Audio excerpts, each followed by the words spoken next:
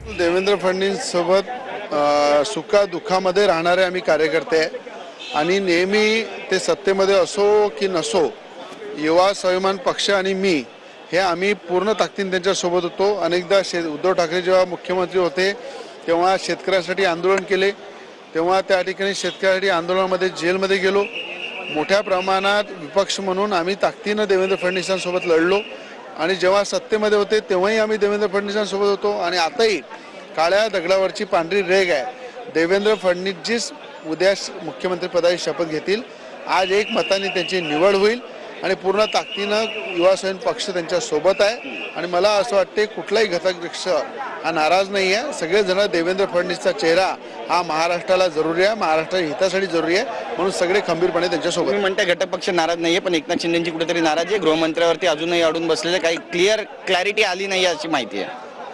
नाही, मला असं वाटतं कोणाची नाराजी दिसायला कारण नाही आहे, कारण की देवेंद्र फडणवीसांचा मोठा त्याग आहे। जेव्हा मुख्यमंत्री असताना त्यांनी उपमुख्यमंत्री पद घेतलं, आदरणीय एकनाथजी शिंदेंना मुख्यमंत्री बनवलं, असा मोठा मनाचा मोठा माणूस आहे। मला असं वाटतं सगळ्यांना मोठं मन करून त्यांना साथ दिली पाहिजे आणि महाराष्ट्र हितासाठी देवेंद्र फडणवीसला मुख्यमंत्री बनवलं पाहिजे। धन्यवाद आमची बातचीत केल्याबद्दल। कॅमेरा पर्सन योगेश गुरवच्या गिरीश गायकवाड, TV9 मराठी, मुंबई।